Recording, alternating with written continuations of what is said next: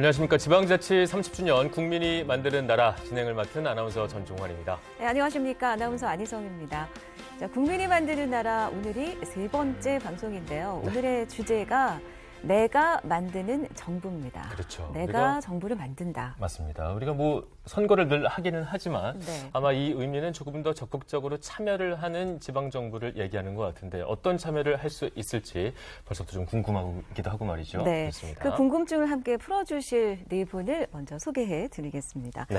자치분권위원회 김소는 위원장 나와주셨습니다. 안녕하십니까? 안녕하세요. 네, 반갑습니다. 네, 카톨릭대학교 행정학과 최원호 교수 나오셨습니다. 반갑습니다. 네, 반갑습니다. 행정안전부 임상규 자치분권 정책관 나오셨습니다. 안녕하십니까? 반갑습니다. 네, 그리고 경희대학교 김태영 교수 나오셨습니다. 반갑습니다. 네, 반갑습니다. 네, 오늘 출연해 주셔서 모두 감사드리고요. 좋은 말씀 많이 기대를 해보도록 하겠습니다. 네.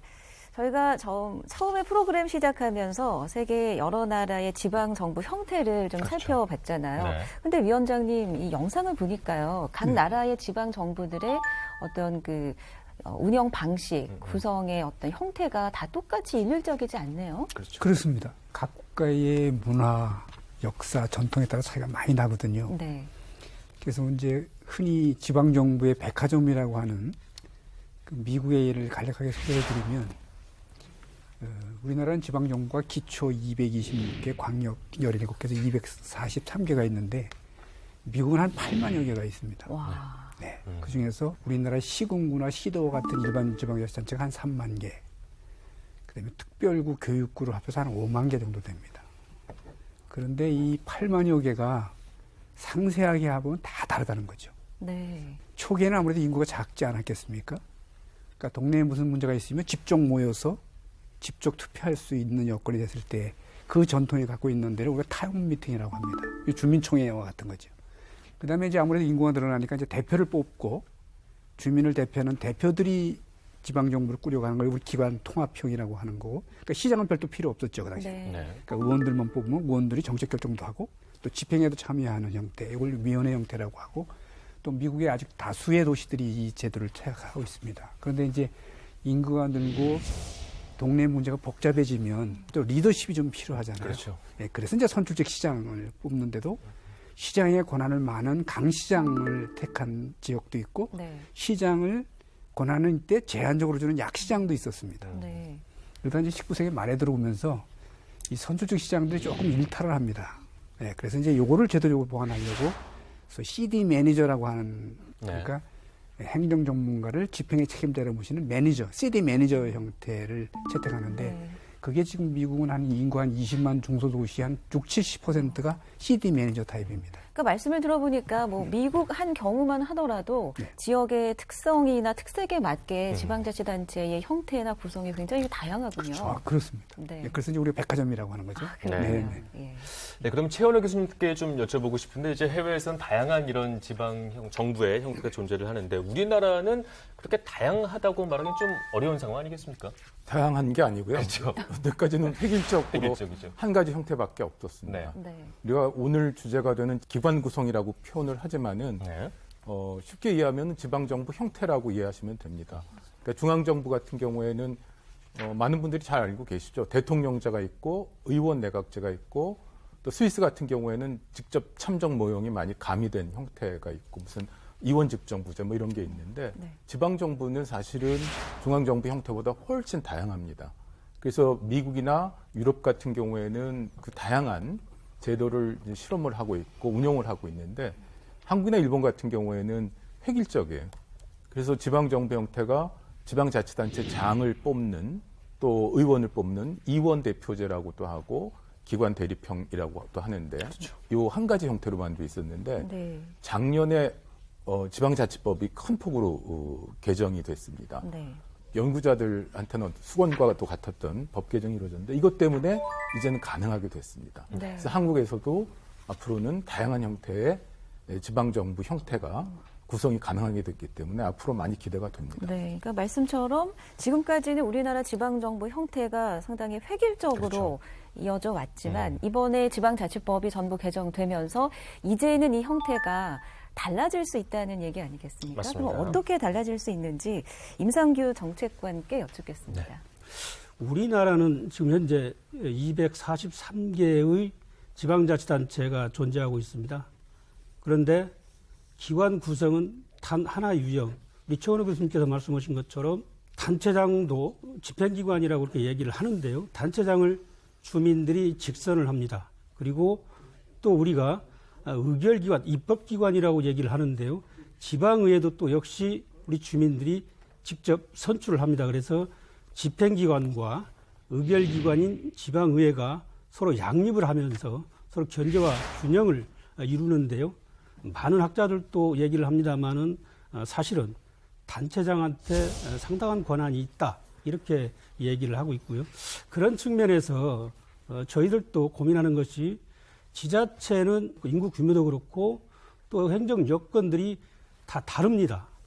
울릉군 같은 경우는 채 인구가 10,000명이 되지 않거든요. 같은 기초자치단체인 수원시 같은 경우는 인구가 118만 명 정도 됩니다. 그리고 서울시 같은 경우는 거의 1,000만 명에 육박을 하거든요. 그래서 단 하나의 유형이 이게 과연 우리 지방 자치에 맞느냐라고 하는 많은 문제 제기들이 있어 왔고요. 작년 말 지방자치법이 전부 개정이 되면서 새로운 길이 열렸습니다. 네. 즉 이제는 주민들이 자치단장을 직접 선출하는 것이 맞지 않다라고 생각하시면 투표를 통해서 자치단체장을 선출하지 않고 행정 전문가 또는 경제 전문가, 복지 전문가 같은 이런 전문가를 임용하는 형태로 바꿀 수 있다는 얘기고요. 또 지방의회가 상당한 역할을 하게 되면 단체장한테 집중된 권한의 일부를, 즉 인사와 조직과 감사, 예산과 같은 일부 기능을 지방의회에 부여하는 그런 방법도 가능하다. 그런 의미에서 기관 구성을 다양하게 할 수 있는 길이 새롭게 열리게 된 것입니다.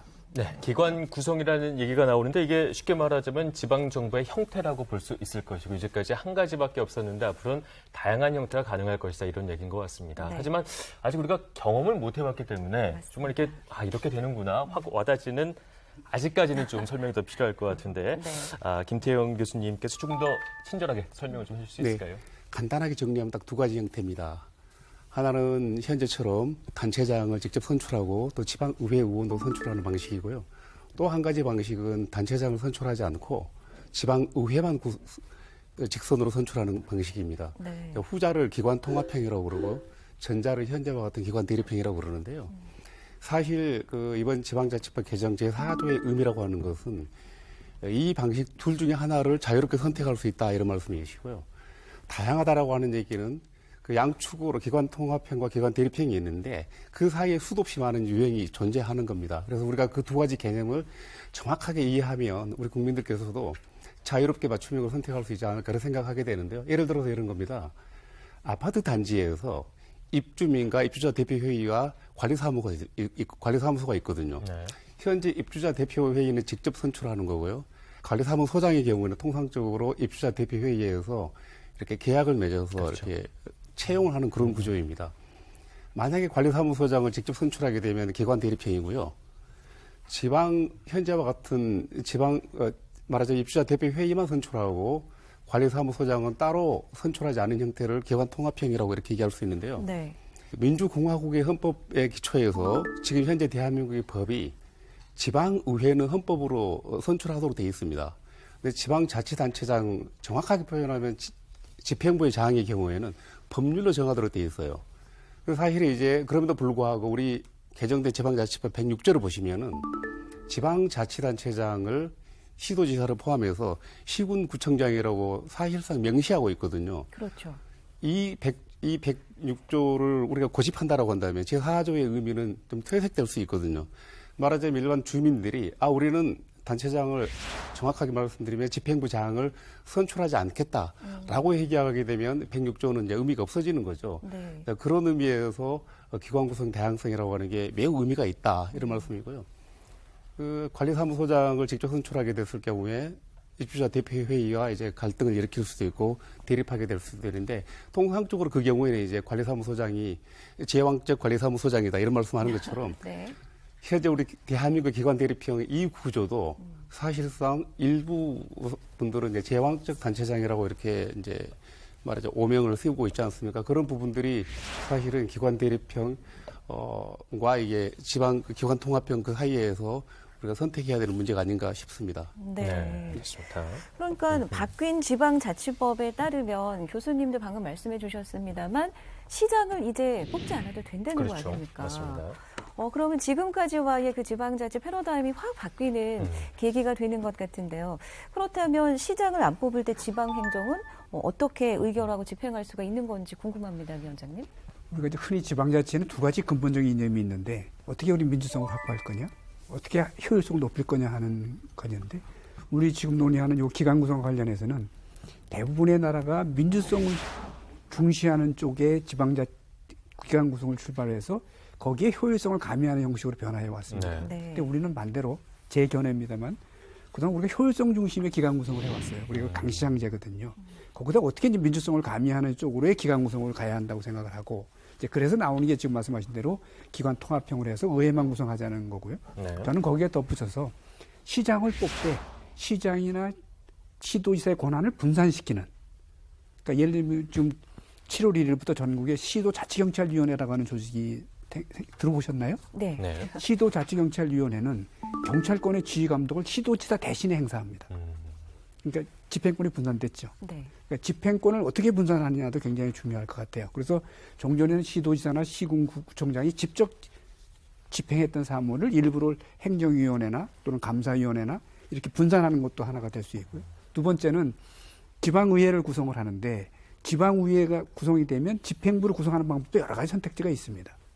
지금 말하자면 CD 매니저 같이 시 전문가를 두는 방법도 있고 또는 지방의회 위원회들이 집행위원회가 돼서 집행부에 참여하는 방법도 있는데 이 다양한 방법들을 지방이 선택하게 하는 거는 맞는데 네.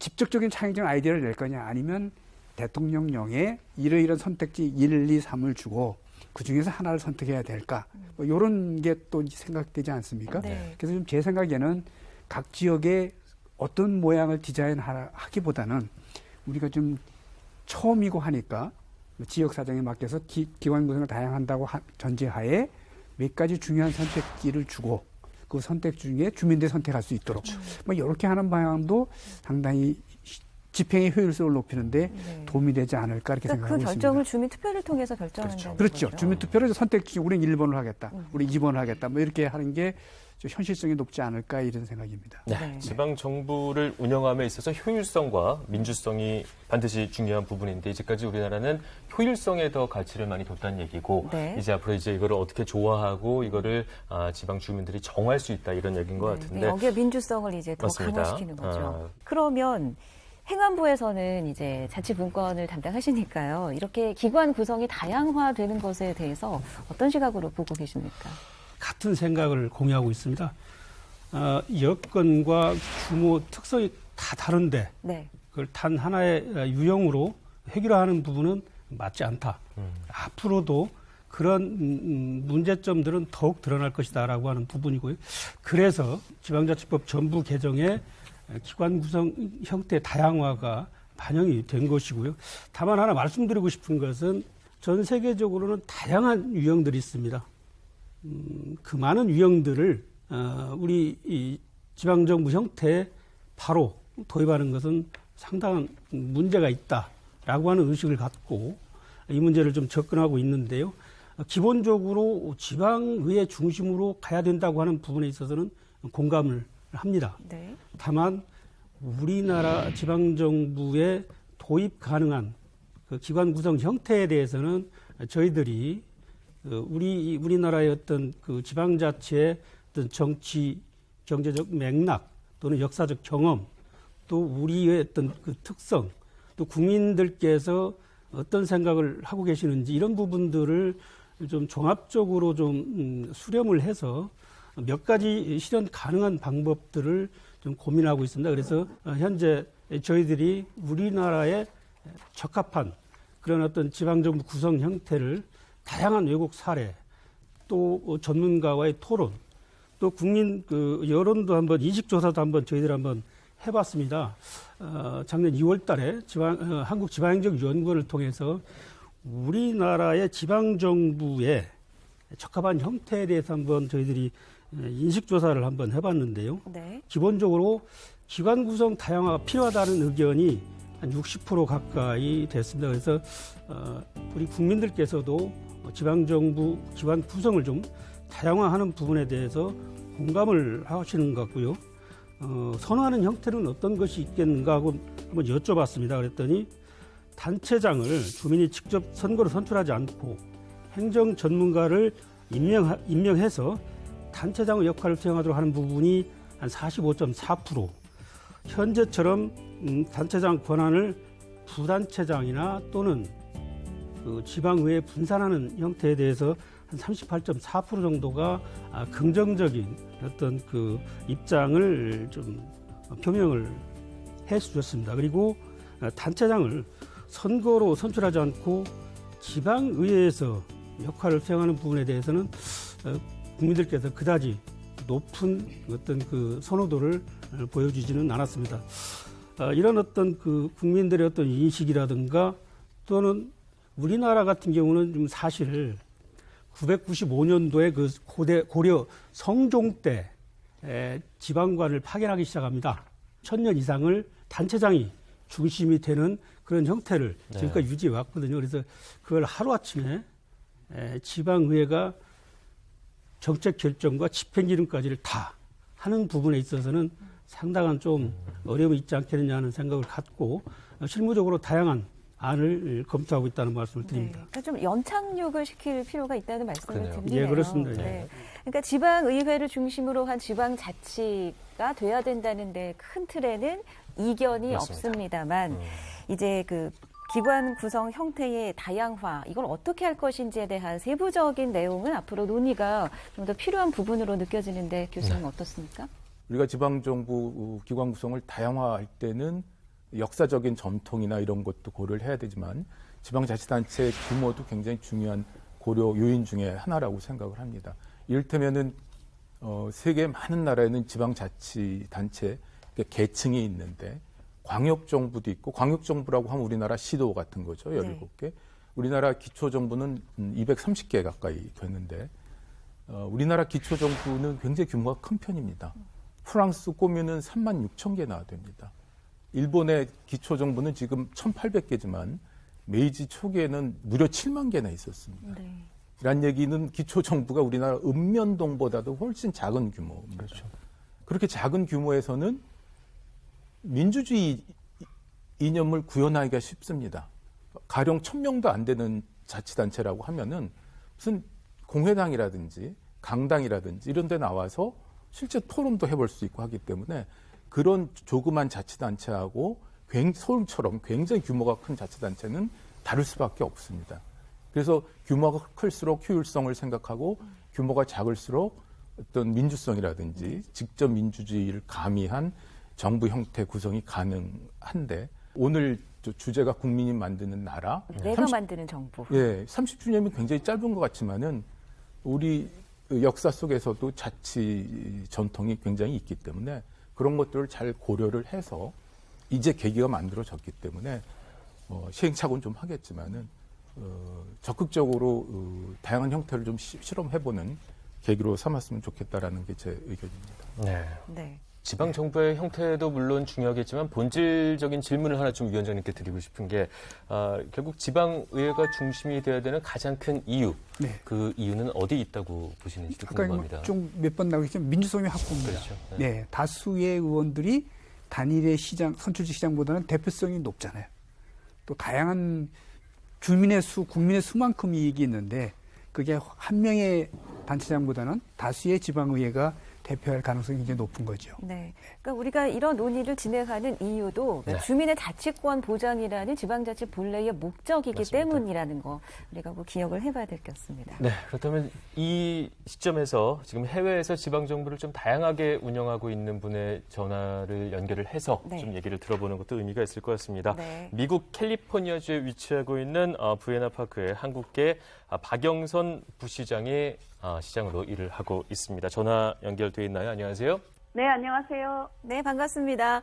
지방자치 30주년 방송 진행하고 있습니다. 간단한 소개와 더불어서 인사 말씀 부탁드립니다. 네, 저는 캘리포니아에 있는 오렌지 카운티에 소속된 한 지방자치 도시인 부에나파크 시의 박영선, 영어 이름은 써니파크 부시장입니다. 네, 반갑습니다. 저희가 오늘 이제 지방정부의 다양성 어떻게 바꿀 수 있을까에 대해서 이야기를 나누고 있는데 일단 부에나파크 지역의 의회 어떻게 운영이 되고 있는지 좀 궁금합니다. 네, 저희 부에나파크 시는 인구가 한 8만 3천 명 정도 되는 중간 정도에 속하는 도시라고 보시면 되고요. 그리고 오렌지 카운티에는 34개의 도시가 있어요. 저희 부에나파크 시의 닉네임은 The Center of Southland라고 그래서 가장 중심적인 한국으로 치면 한 대전 정도라고 그럴까요? 딱 중간에 있으면서 교통의 요충지로 알려져 있어요. 저희 지구는 어떻게 분류가 되어 있냐면요. 지금 많은 분들이 이야기하셨던 것처럼 시의 진짜 행정은 시 매니저가 맡고 있어요. 그리고 저희들은 또 시의회는 5명의 시의원으로 구성이 되어 있고요. 2016년에 처음으로 시 전체를 통해서 시의원들을 뽑는 제도에서 시를 5구의 지역구로 나누어서 그래서 저희들이 각 지구마다 대표가 되는 시의원들을 뽑고 있는 그런 도시로 알려져 있습니다. 네. 그러면 그 시의원들 중에서 시장도 나오시고 부시장도 나오시는 겁니까? 네, 그렇습니다. 저희는 직선제 시장 제도를 하지 않고 있고요. 네. 그리고 5명의 시의원들이 돌아가면서 순환제 시장을 뽑아요. 그래서 12월이 되면 그러면 시장 한 사람 그리고 시장직에서 공석이 생길 때를 대비해서 부시장을 뽑게 되죠. 그리고 어떤 도시들 저희 같은 도시들은 관례적으로 부시장이 이제 시장이 되는 그렇게 순환을 하고 있어요. 네. 시의원들이 이렇게 돌아가면서 그렇죠. 시장, 부시장을 한다. 저희가 듣기만 해도 상당히 생소한데. 맞습니다. 그러면 여기에 대해서 주민 신뢰도는 어떤 편입니까? 사실 주민들의 입장에서 봤을 때는 이런 그 지방 그 시의원들이 있는 것이 훨씬 더 서비스 차원에서 더 좋다고 보여지고 있어요. 네. 저희들이 하는 일은 주로 행정은 시 매니저가 하지만 정책을 결정하고 그리고 주민들의 어떤 어려운 점들 이런 것들을 직접 수렴해서 그런 것을 가지고 정책을 만들어주거든요. 그러니까 케이스 바이 케이스로 저희들이 정말 바닥에서 뛰면서 주민들 그리고 비즈니스 하시는 분들이 노고가 뭔지를 알아서 시행정에 반영할 수 있도록 저희들은 정책과 그리고 지침을 주는 것이 저희들의 역할이에요. 네. 네. 그러면 주민과 밀접하다는 게 지방의회 중심의 지방정부의 가장 특별한 장점이다. 이렇게 보시고 계신 건가요? 네, 맞습니다. 제가 저희 최근에 오렌지 카운티에 있는 도시들 중에서 몇몇 도시들이 특히나 그 규모가 그렇게 크지 않은 도시들, 예를 들면 한 30만 명 정도 미만의 도시들은 저희 같은 제도들을 따르고 있어요. 그래서 순환제 시장을 하는데 최근 조그만 도시들이 직선제 도시로 직선제 시장으로 바꾸는 이런 그 노력들을 하고 있었고요. 그리고 저희 시에서도 요번 그 초반에 저희 이제 미국은 얼마 전에 선거구 조정이 지금 이제 시작이 되고 있는데요. 그래서 직선제 시장을 실제로 제한하기도 했었어요. 직선제 시장을 하게 되면 아무래도 그 시장과 시의원들 사이의 체계가 그 상명 하복이라고 해야 되나요? 이 이제 아무래도 그 체계가 생기게 되고요. 그리고 또 많은 분들 중에서 중요하게 생각하는 것은 그 주민들에 대한 서비스의 질이 떨어진다는 사실, 그리고 또 세 번째로는 세금이 많이 시장을 유지하기 위해서, 그리고 시장 그 주변에 있는 스태프들을 유지하기 위해서 많은 세금이 이용된다는 점에 대해서 직선제 시장 제도를 원치 않는 분들이 많이 있었어요. 네. 저희 시 같은 경우에는 특히 시의 인구 중에 55%가 소수민족으로 이루어져 있습니다. 그래서 라티노, 그러니까 히스패닉 쪽이 한 30% 정도 되고요. 그리고 동양 사람들이 나머지 한 20%라고 볼 수 있어요. 그리고 나머지 한 5%는 아프리칸 아메리칸들로 구성이 되어 있는데요. 특히 이렇게 직선제 시장을 하게 될 경우에 많은 분들이 와서 그 주민들이 와서 말씀하셨던 것은, 걱정하셨던 부분은 어떤 부분이냐면, 소수계가 직선제 시장을 하는 것으로 뽑혀지는 것보다는 순환제 시장을 했을 경우에, 만약에 예를 들어서 저 같은 경우에도 아무래도 직선제로 전체 시에서 선출이 되는 것보다는 순환제로 했을 경우에 시장이나 부시장을 할 수 있는 기회가 더 많아지겠죠. 네. 그래서 소수계들의 그 목소리를, 정치력 목소리를 높이기 위한 것을 위해서도 특히 순환제 그 시장 제도가 더 좋다라고 하는 많은 분들의 생각들이 있어요. 네. 그래서 이렇게 운영이 되고 있는데, 오늘 어렵게 그 미국과 연결이 된 만큼 오늘 출연해 주신 분들도 직접 하신 말씀이나 질문이 있으면 해주시면 좋겠습니다. 네, 질문 하나 더 해주시죠. 부시장님 반갑습니다. 짧은 질문 몇 가지만 드리겠습니다. 그러면 그 간선직으로 된 시장님이 시의회 의장도 겸직하고 계시는 거죠? 네, 맞습니다. 예, 그러면 그 혹시 부에나 파크도 그 몇 번 이상 시의원 할 수 없다는 그런 제한 규정이 있나요? 네, 저희 같은 경우에는 시의원의 임기가 4년이고요. 네. 그리고 3번을 할 수 있어요. 그러니까 3선까지요? 최대 12년을 할 수가 있습니다. 네, 감사합니다. 마지막으로 간단한 질문 하나 드리겠습니다. 저 부시장님은 하루에 몇 시간 정도를 시의회 업무와 관련해서 사용하시나요? 네, 사실 이렇게 순환제 시의원을 하는, 그러니까 시장을 하는 이런 도시들의 경우에는 시의원의 자리가 발렌티어, 그러니까 봉사직이라고 보는 것이 맞아요. 그래서 저희들은 전부 다 자기 직업이 있거나 아니면 이미 은퇴하신 분들이 시의원을 하는 경우가 많고요. 저하고 지금 현재 시장이신 분은 둘 다 변호사예요. 그리고 네. 이제 나머지 분들은 그러니까 선생님이셨거나 하신 분들이 하고 있습니다. 근데 지금 제가 일하는 거는 열심히 일해야지 한인들이 다음에도 많이 나올 수 있잖아요.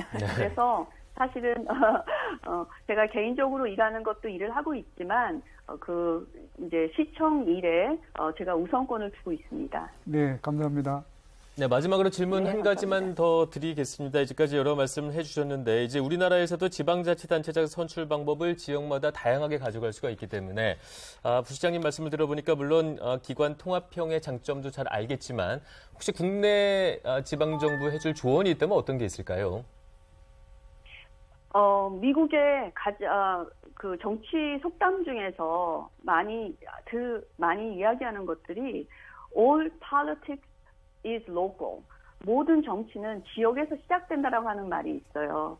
그만큼 미국은 크고, 그리고 그 각각 지역에 있는 어떤 어떤 현안들을 가장 알 수 있는 사람들이 시의원들이기 때문에 그렇거든요. 그런데 그렇기 때문에 저희들은 특별히 emergency 파워나 이런 것들이 있어서 저희들이 직접 조례를 만들고, 그리고 그런 지방 행정법들을 만들 수 있는 파워가 많고요. 그리고 특히 코로나 동안에 그런 파워가 있었기 때문에 저희 캘리포니아나 아니면 저희 상급 그 지방 단체인 오렌지 카운티 같은 경우에 예를 들어서 마스크를 쓰는 문제에 대해서 오렌지 카운티 슈퍼바이저 쪽에서는 아주 클리어한 이런 디렉션을 내지 않았을 때가 있었는데요.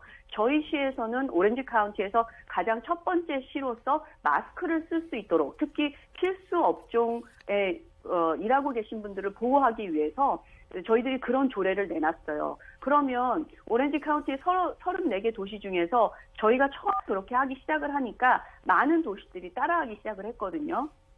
보통 법으로 봤을 때 가장 상급기관인 주정부나 연방정부에 대치되는 그런 행정명령을 내릴 수는 없어요. 하지만 그것에서 더 나아가서 더 강력한 행정명령을 내릴 수 있는 그런 파워는 있거든요. 그런데 이런 법을 만들 수 있는 파워와 또 함께 법을 집행할 수 있는 파워가 있잖아요. 지방정부는. 이런 파워들이 같이 있기 때문에 이 안에서의 또 그 어떤 밸런스, 체크 앤 밸런스가 또 필요할 수가 있고요. 그리고 특별히 그 정치의 투명성이 많이 필요해요. 이 시의원들의 힘들이 많기 때문에 그렇기 때문에 어떤 그 커럽션, 예를 들어서 정치 부패나 이런 것들이 생길 수 있는 부분들이 꽤 있거든요. 그래서 특히 한국에서 제가 생각했을 때 이 그 그 자치제가 많은 파워를 이루었을 때 어떻게 하면 지방 정치인들이 깨끗한 정치 그리고 국민을 위하는 그런 정치를 실제적으로 할 수 있을지 그런 어떤 그 안전장치가 필요하지 않나 그런 생각이 듭니다. 네, 말씀 잘 들었습니다. 정말 지방의회 중심의 지역 주민과 밀착된 지방자치 정말 저희가 참고할 만한 부분이 분명히 있는 것 같습니다.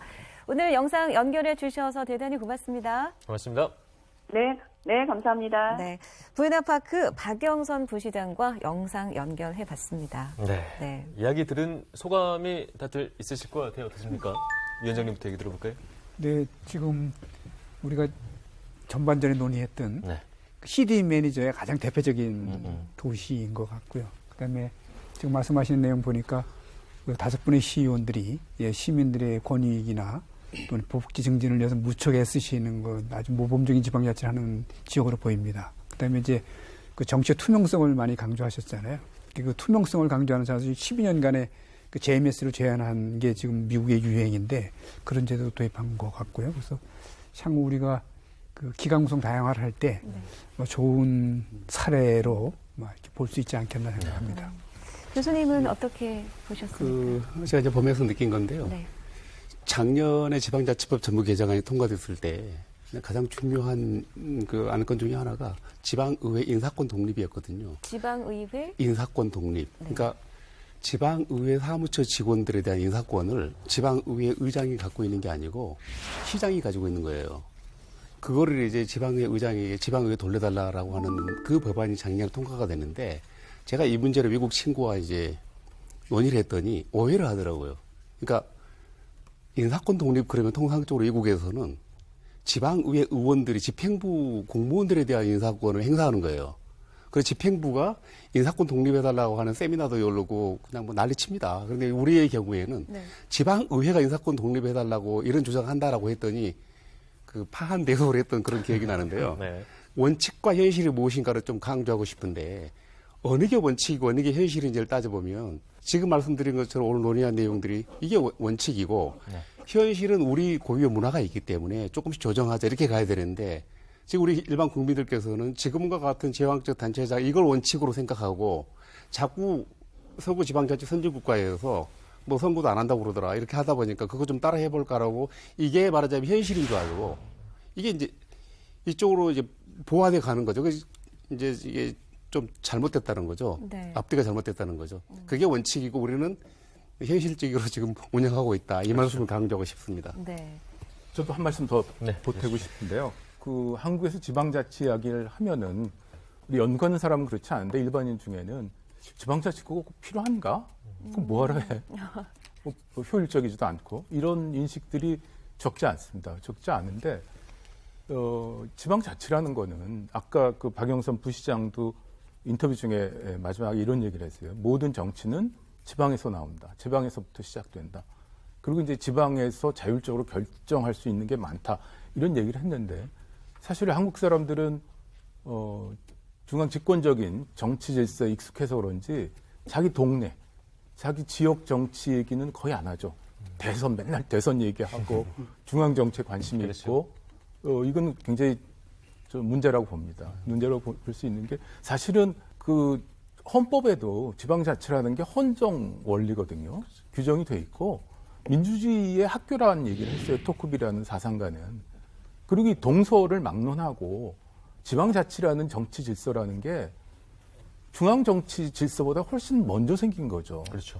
태초에 동양의 철학자 노자 같은 사람도 소국가민, 그래서 백성은 적고 나라는 작게 해야 된다 이런 얘기도 했지만은 그 목민심서를 남긴 정약용이라는 우리의 아주 그 자랑스러운 사상가도 원목이라는 그 고전에서 글에서 태초의 정치 질서는 밑으로부터 올라가는 질서였다라는 거죠. 가령 집이 5개가 있으면 그 5개 집이 하나의 이웃이 되고 그 5개 집이 하나의 이웃이 된 게 또 한 5개 정도가 있으면 하나의 마을이 되고 네. 그 마을이 또 5개가 되면 또 무슨 향이나 뭐 현이나 이런 게 되고 그러니까 밑으로부터 올라가는 정치 질서라는 거 이것이 이제 보충성 원리라고 하는데 지방 정치, 지방 자치라는 게 사실은 태초로부터의 정치 질서고 굉장히 익숙하고 우리가 민주주의를 학습하는 데서도 필요하고 박영선 부시장이 이야기했듯이 모든 정치 질서는 지역으로부터 나온다라는 게 자연스러운 건데 이게 단절이 됐었죠. 우리는 1940년대 말에 지방자치법을 제정하고 지방자치를 하다가 60년대, 70년대, 80년대 개발 독재하고 해서 통일될 때까지라든지 이렇게 해서 지방자치가 유보가 됐었죠. 그렇죠. 그래서 본래 해야 될 거를 한동안 유보가 되고 우리가 이제 바쁘게 경제 성장하는 과정에서 이게 좀 소외되고 했던 게 다시 이제 강조가 되고 하는데 이게 좀 어떻게 보면 본말이 전도된 거죠. 그러니까 우리 주민 국민분들도 중앙 정치보다 자기가 사는 동네나 그 자기가 사는 지역에 좀 더 애착을 갖고 관심을 가질 때 비로소 지방자치도 국민이 만드는 그런 나라로 잘 발전할 수 있지 않을까. 그래서 네. 그 박영선 부시장님 그 소개는 짧지만은 외국의 지방자치는 이런 거라는 그렇죠. 거를 아주 잘 보여주는 그런 사례였던 것 같습니다. 네, 우리에게 좀 시사하는 바가 분명히 있었던 것 같습니다. 네, 정책관님은 맞습니다. 어떤 말씀해 주실까요? 자치분권 2.0이라고 하는 얘기들을 많이들 합니다. 단체장 중심에서 주민과 지방의회가 중심이 되는 그런 지방자치를 말하는 건데요. 기관 구성을 주민들이 선택할 수 있도록 한다는 의미는 이제는 지방정부의 구성도 주민이 선택할 수 있도록 한다는데 가장 큰 의미가 있다고 생각을 합니다.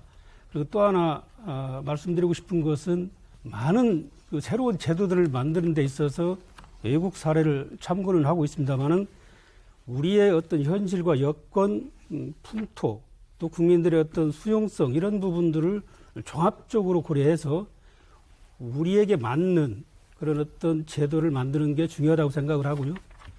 많은 전문가들과 국민들의 의견을 들어가면서 혼란 없이 새로운 제도가 잘 안착해서 주민들께서 실제로 그런 혜택을 또는 그 효과를 직접 느끼실 수 있도록 잘 제도를 만들어가도록 그렇게 하겠습니다.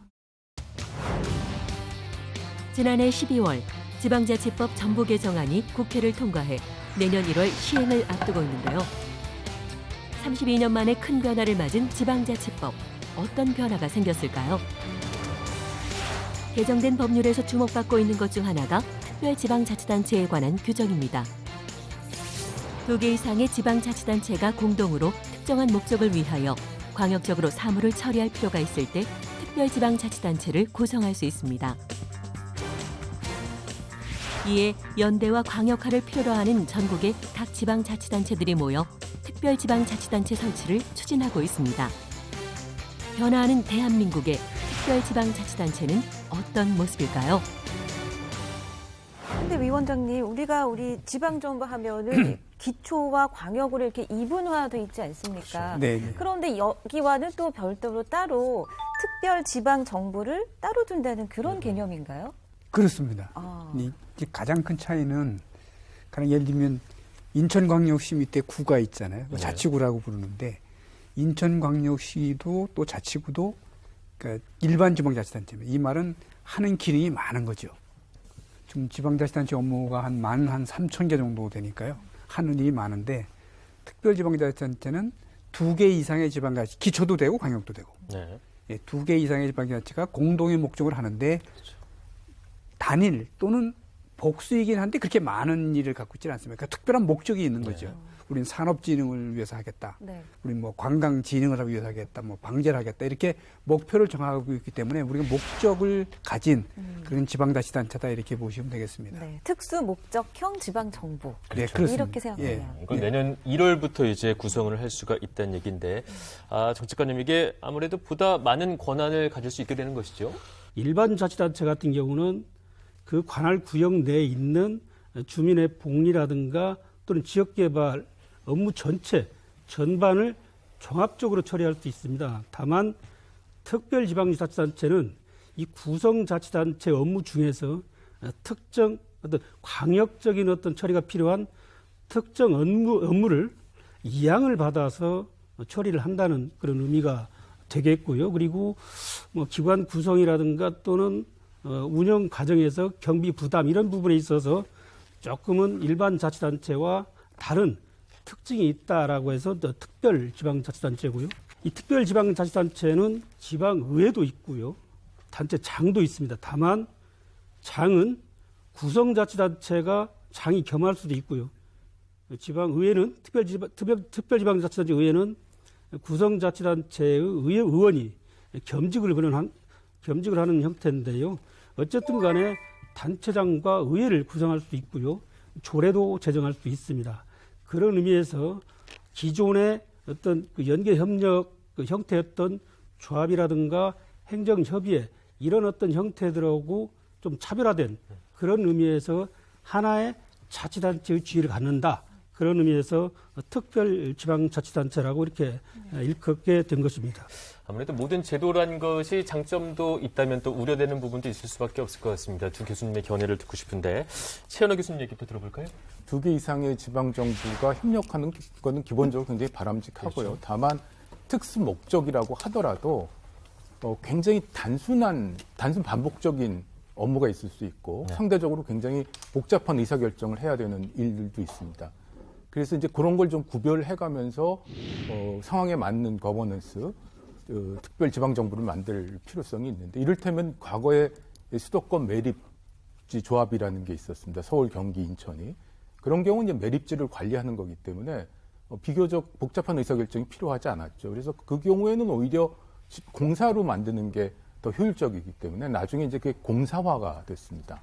과거에 한 10여 년 전에 참여정부 때죠. 경제자유구역이 특별지방자치단체로 새로 이제 만드는 걸 이제 논의를 한 적이 있어요.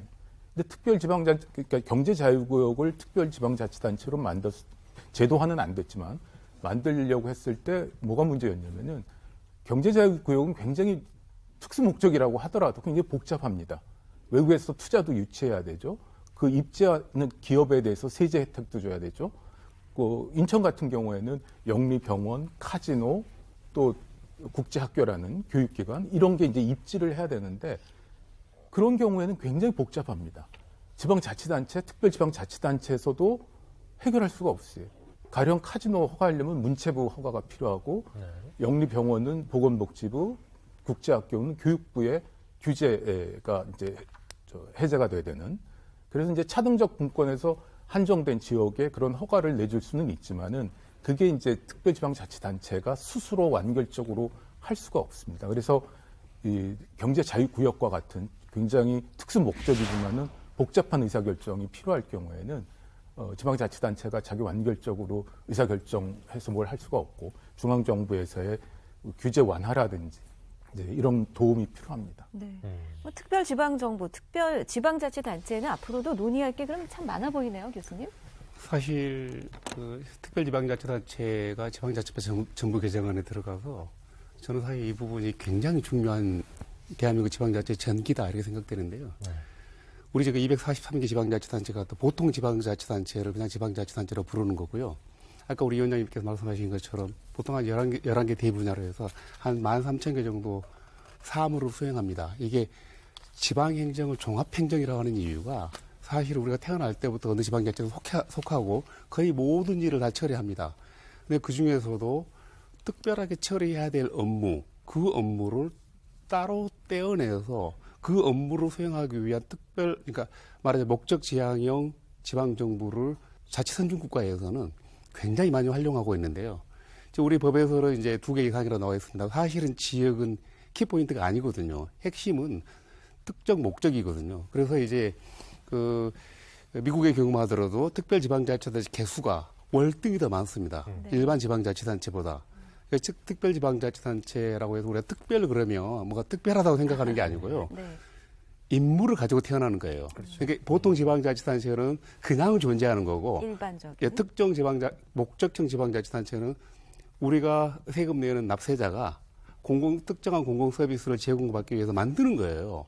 근데 그 유형이 굉장히 다양합니다. 아까 우리 임상규 정책관님 말씀하신 것처럼 수직적으로는 간단한 어떤 협력 사업에서부터 그다음에 조금 더 복잡하면 조합이고 조금 더 복잡하면 특별지방자치단체인데 이 특별지방자치단체 조합은 근본적인 질적인 차이가 있거든요. 이게 이제 보통 지방자치단체 마찬가지로 의회를 갖고 있고 조례재정권을 가지고 있고 경우에 따라서는 과세, 자주권도 갖게 되고 우리가 정하기 나름이죠. 그래서 보통 지방자치와 똑같은 형태를 가지고 있는 거예요. 네. 그 종류가 굉장히 많습니다. 예를 들어서 노스캐롤라이나의 경우에는 그 모스키토 스페셜 퍼포스 해가지고 모기만 잡는 특별지방자치단체 따로 있어요. 모기만 잡아요. 예, 모기 잡는 목적으로 만든 지방자치단체예요. 네. 뭐 공원 관리다. 아까 제가 모두의 그 지역이 중요하지 않다고 말씀드리는 게 그 유럽이나 미국의 경우는 지방자치단체가 굉장히 소규모 아닙니까? 그러다 보니까 웬만한 사무는 다 복수의 지방자치단체에 걸쳐 있어요. 우리의 경우에 사실은 지방자치단체 규모가 크니까 복수를 요하지 않은 경우도 있거든요. 근데 그런 부분들을 이제 간과하고 있어서 차후에 좀 논의해볼 만한 부분이 있기도 합니다. 근데 단일 지방자치 내에서도 특별지방자치단체 만들 수 있는가? 일단 그 화두로 한번 던져보고 다음 얘기를 조금 이따 다시 나누기로 하겠습니다. 네, 특별지방자치단체에 대해서 이야기를 나눠봤습니다. 아주 특별한 목적과 임무를 가진 자치단체다. 그리고 내년 1월부터 시작될 수 있다. 이런 얘기였는데 위원장님 어떻게 들으셨나요? 다 얘기 들어보니까요. 근데 지금 하신 말씀에 대해서는 크게 동감을 하면서요. 한 2가지 정도 이렇게 좀 첨언을 드리고 싶습니다. 우선 하나는 그동안 지난 지방자치 30년 하면서 나름대로 좋은 성과도 있었지만은 자치단체 간의 벽이 너무 높아서 소지역주의 경향이 짙어졌다 하는 그런 비판의 목소리가 있었거든요. 그러니까 좀 행정구역을 뛰어넘는 광역적 협력이 있었으면 좀 행정의 유연성도 제고하고 또 탄력성 하에 성과를 높일 수 있는데 그게 잘 안 됐다는 반성이 하나 있고요. 또 하나는 우리가 시군구는 계속 이렇게 행정구역에 커왔는데 시도는 상당히 축소지향적으로 달려왔습니다. 예를 들면 조선시대 때 우리가 8도였잖아요. 근데 지금 남한만 17개 시도가 됐습니다. 그러니까 교통통신의 발달로 따지면 사실은 생활권이 훨씬 더 넓어졌는데 오히려 시도에 보면 점점점 작아져서 서울, 부산도 일일 생활권이라고 말씀하는 분도 계신데 그래서 이거에 대한 좀 유연한 협력이 좀 필요한데 그런 협력을 구하는 그 제도적 대안으로도 저는 특별지방이 상당히 유용하게 작용되지 않겠나. 그래서 최근에 지금 메가시티 논의가 한창 지금 이루고 있지 않습니까? 네. 그러니까 이 메가시티 논의가 특별지방자치단 제도를 하고 잘 결합이 되면 상당히 특수 목적에 좋은 성과를 거둘 수 있지 않겠나 이렇게 그래서 기대감이 커지고 있습니다. 네. 그러니까 기관의 구성을 지역에 따라 다양화할 수 있는데 그 방법 그리고 그 형태를 우리가 직접 만들 수 있고 선택할 수 있다는 거 아닙니까? 네. 이게 바로 내가 만드는 정부의 의미겠죠. 맞습니다. 그래서 2부에서는 또 이와 관련된 주제가 준비되어 있습니다. 맞습니다. 이부에서는 지역이 아닌 기능을 중심으로 한 목적형 지방정부, 이걸 법률상 용어로는 특별지방자치단체에 대해서 좀 더 깊게 이야기를 나눠보도록 하겠습니다. 잠시 뒤에 다시 뵙겠습니다.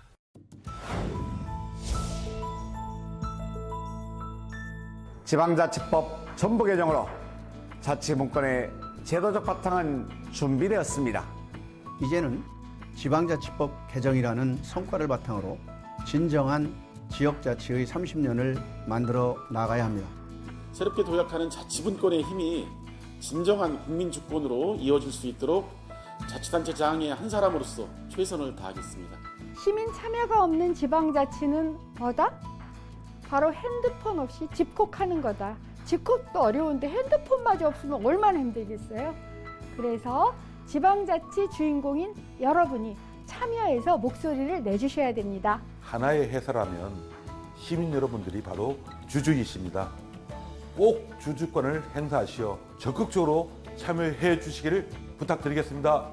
국민 참여는 더하고 불합리한 관행은 빼고 주민 예산은 곱하고 공동체 마음은 나눠야 하죠. 여러분은 지방자치에 대해 무엇을 주문하시겠습니까? 지방자치에 대한 시민들의 의견을 듣습니다. 주민의 선택과 적극적인 참여가 그 무엇보다 중요합니다. 여러분 모두가 참여해 주셔서 지방자치의 주인공이 되어주십시오. 함께 자치합시다.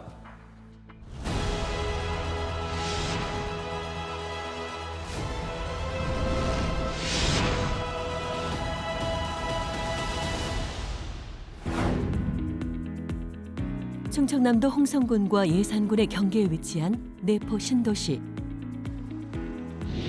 대전에 위치했던 충청남도청의 이전을 시작으로 충청남도 의회, 충청남도 교육청, 충남지방경찰청 등 굵직한 주요 기관들이 자리를 옮기면서 혁신도시로서의 틀을 갖추게 됐습니다. 하지만 여전히 둘로 나뉜 행정구역은 주민들의 일상생활에 불편함으로 다가왔는데요. 내포신도시의 시내버스는 홍성군과 예산군 각각의 지자체에서 별도로 운영하고 있습니다.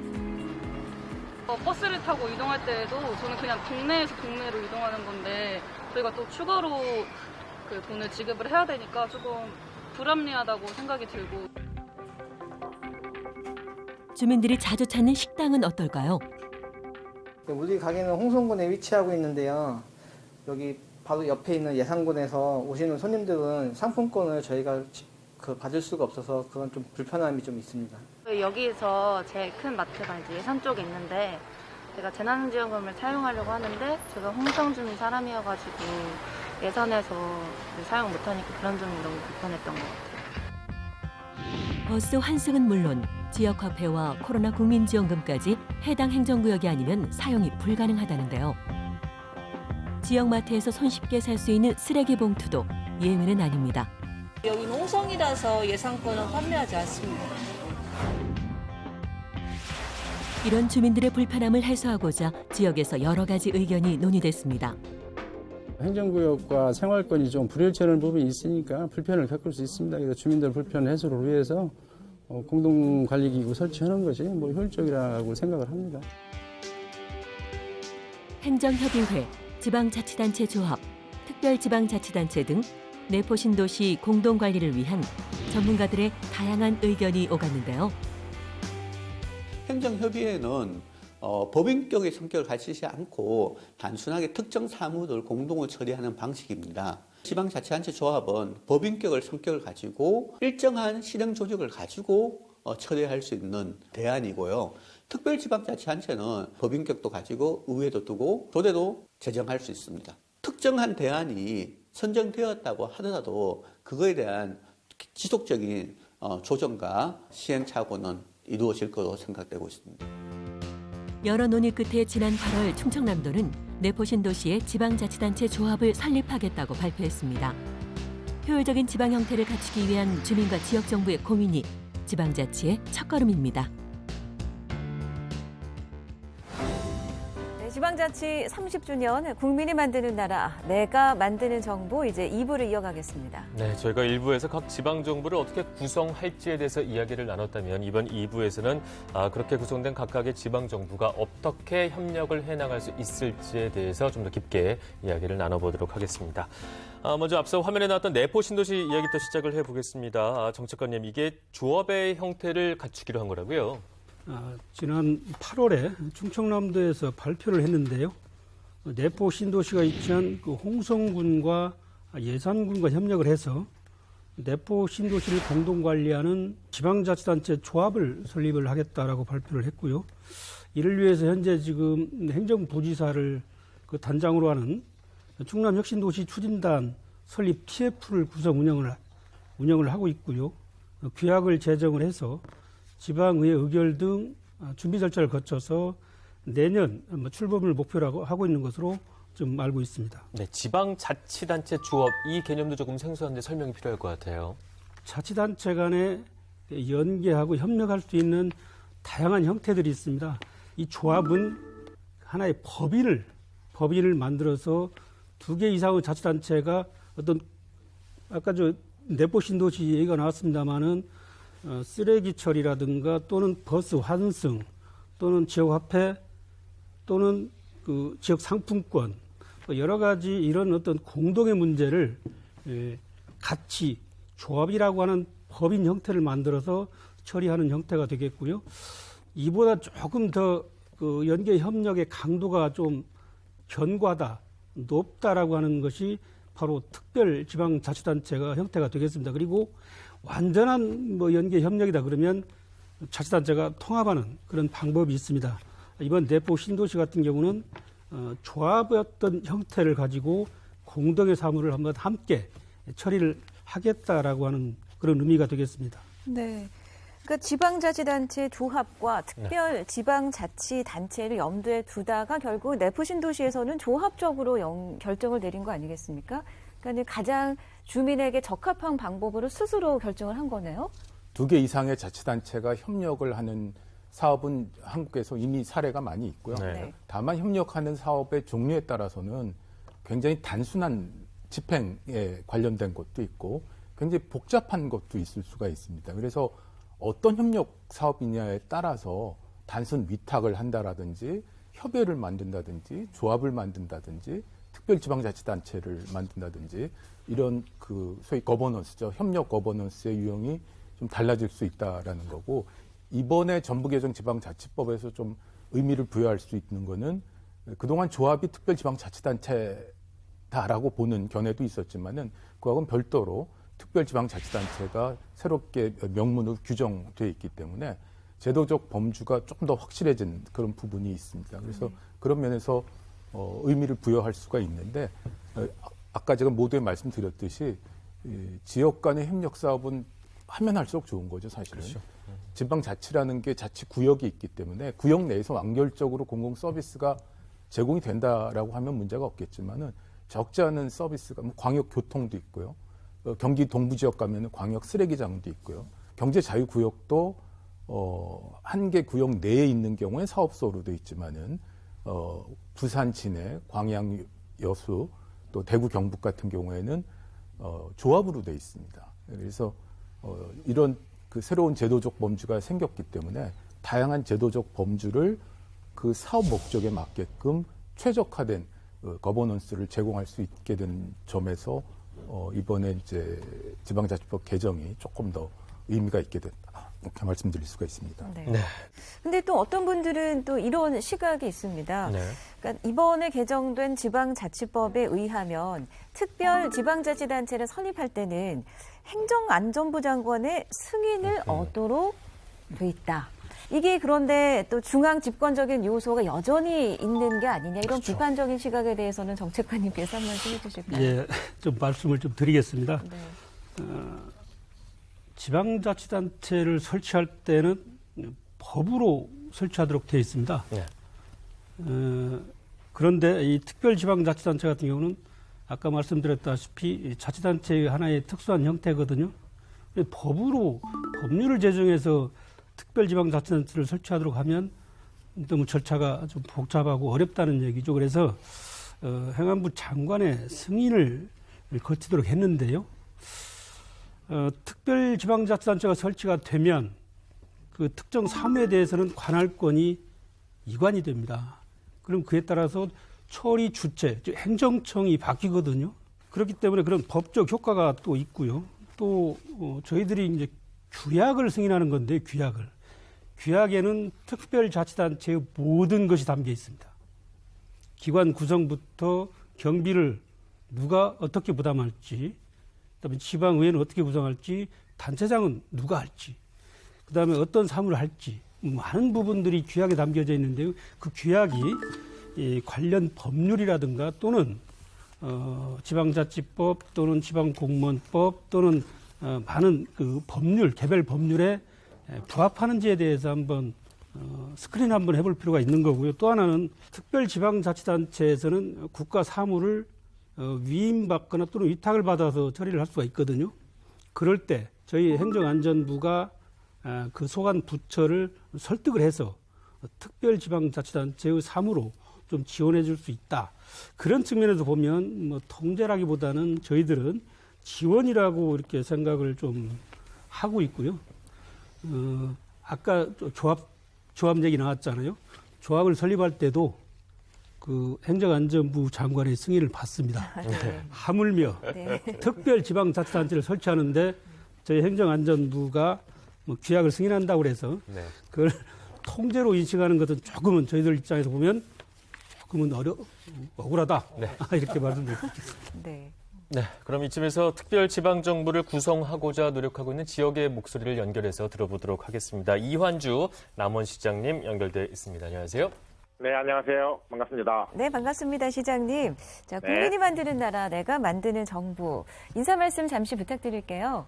네, 전 전라북도 남원시장 이환주입니다. 우선 우리 지산권에 있는 7개의 지자체가 그 전에 관광개발협동조합이라는 단체를 만들어서 운영해왔는데 저희가 그 조합의 대표를 맡고 일을 하고 있습니다. 네, 지리산 관광개발조합 말씀을 해주셨습니다. 소개 부탁드릴게요.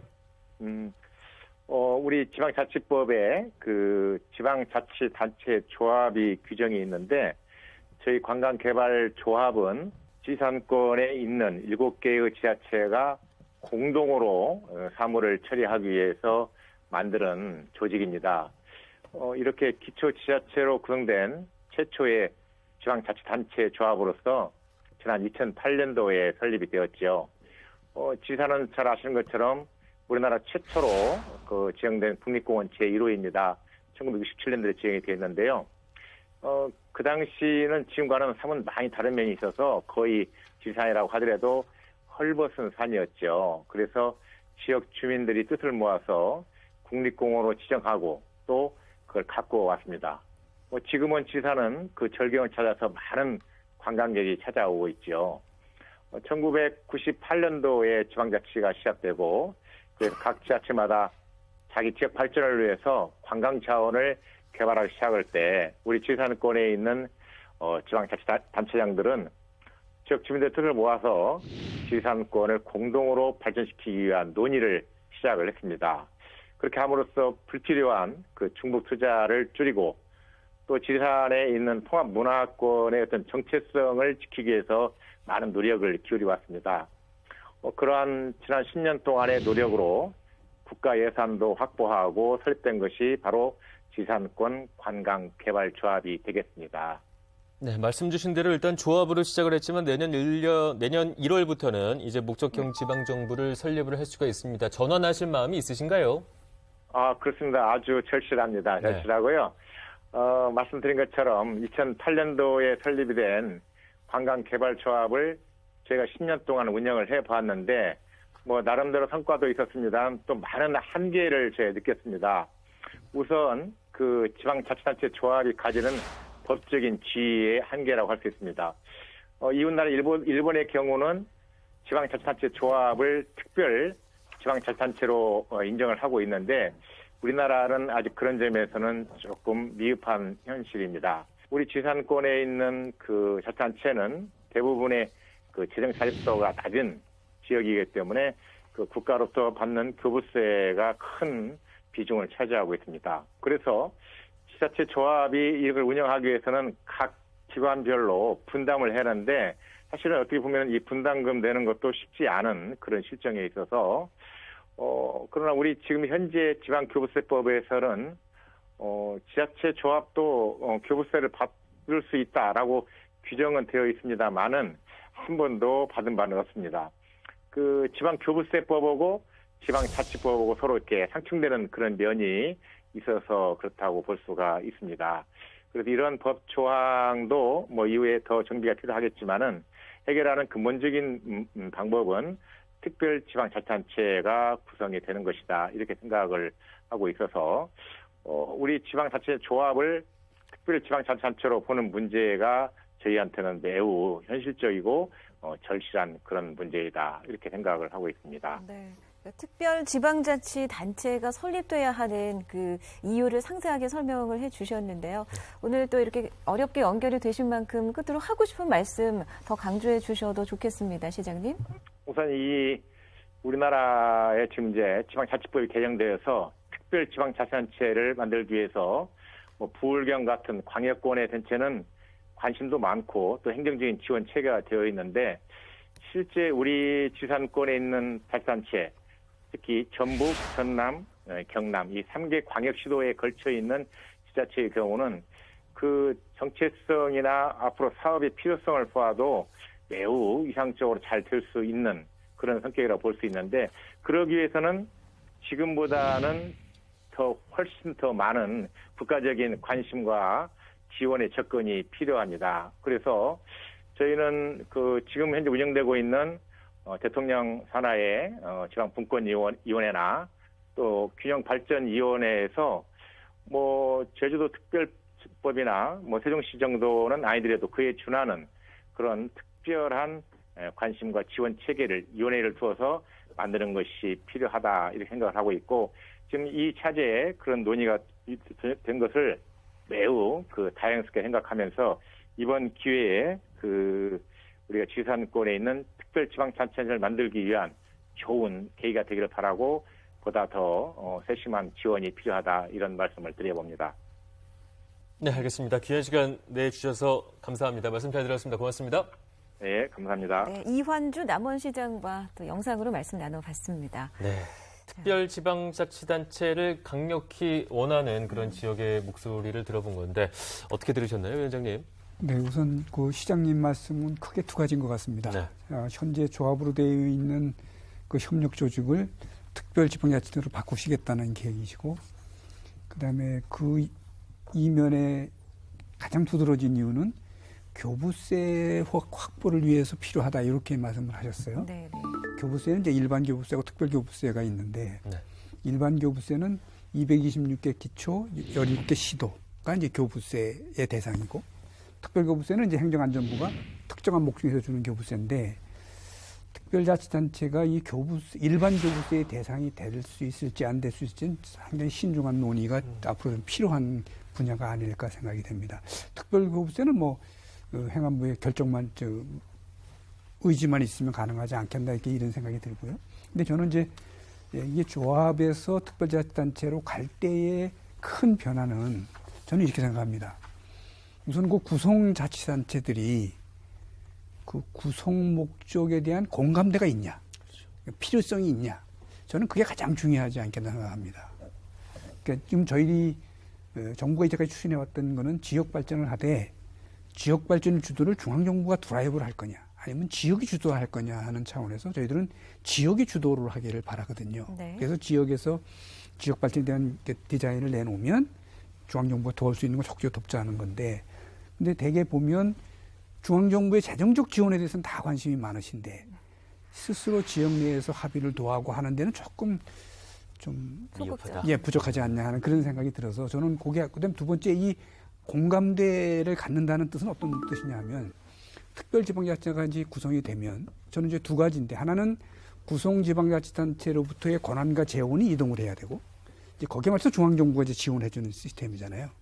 그런데 여기 스스로에 대한 양보나 배려는 거의 없는 거죠. 그렇다면 이게 지역 주도로 갈 수 있다라고 하기가 쉽지 않고 이게 과연 성공으로 가야 되는데 그게 오히려 또 성공을 가로막는 그게 또 되지는 않겠나 하는 그런 마음이 그래서 저는 그런 과정이 지역이 스스로 합의하고 또는 배려하고 양보하는 그 기본적인 틀을 만들어 준다면 중앙정부가 재정적 지원을 하는데도 상당히 원활한 여건을 만들 수 있지 않겠나 이런 생각입니다.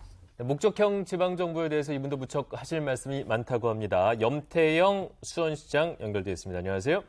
예, 안녕하세요. 반갑습니다. 수원시장 염태영입니다. 네, 시장님. 저희가 지금 지방자치 30주년 내가 만드는 정부 방송을 진행하고 있습니다. 간단한 소개와 더불어서 인사 말씀 부탁드립니다. 네. 예, 지방자치가 부활한 지 올해 30주년으로 아주 뜻깊은 여러 가지 프로그램들이 진행되고 있는데요. 오늘 또 그런 프로그램 중에 하나를 만나게 돼서 아주 반갑다는 말씀 드립니다. 오늘 이런 토론을 통해서 지방자치가 무늬만이 아니라 실질적으로 자치와 분권 국가로 나아가는데 큰 디딤돌을 만드는 그런 계기가 되기를 기대하겠습니다. 네, 얼마 전 해주신 제안 얘기부터 해보겠습니다. 경기 남부 8개 도시와 함께 특별 지방자치단체 설립 추진을 제안을 하셨습니다. 구체적인 내용 소개를 부탁드릴게요. 예, 수원과 수원 주변의 도시들이 경기 남부권에서 반도체 산업으로 동질감을 갖고 있는 도시들이 있습니다. 수원, 성남, 안성, 용인, 이천, 평택, 화성, 오산 이렇게 경기 남부 8개 도시가 모여서 미래형 스마트 벨트 연합체를 구성했습니다.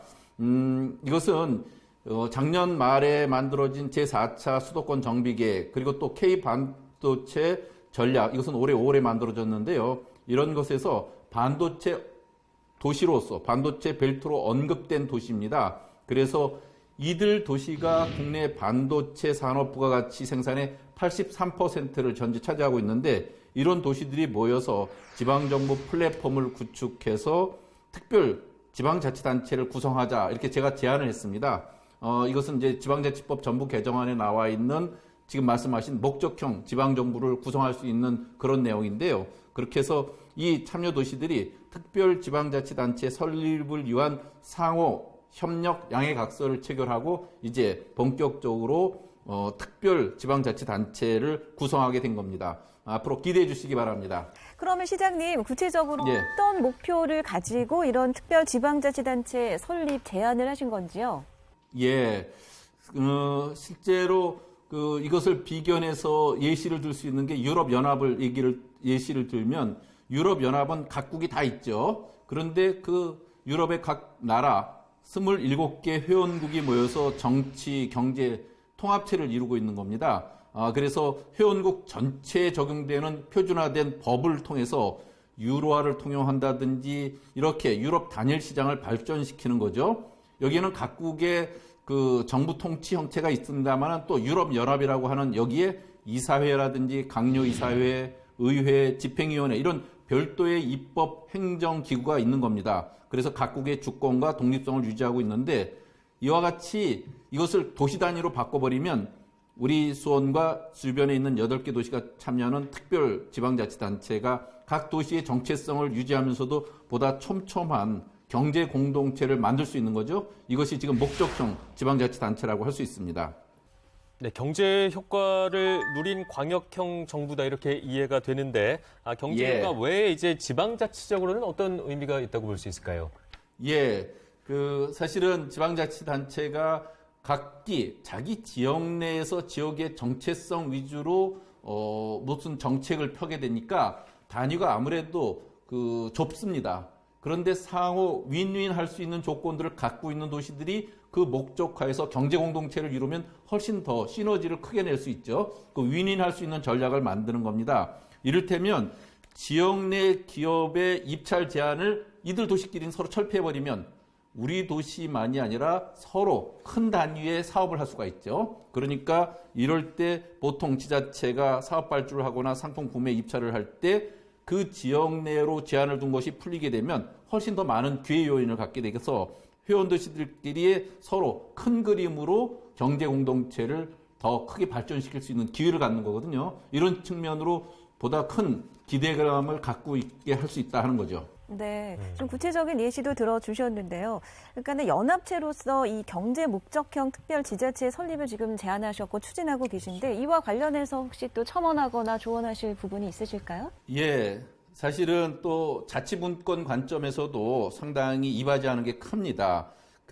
자치분권은 지역의 일은 지역 스스로 알아서 한다고 하는 정신인데 지금까지 이것이 이루어지기가 참 어려웠어요. 그리고 또 산업정책은 중앙정부에서 계획하고 필요한 물적, 인적 자원을 동원하는 형식이었는데 이것을 앞으로 보다 국가 전략 산업의 발전과 지역 상생 발전 차원에서 커다란 지역 생태계를 조성하는 거거든요.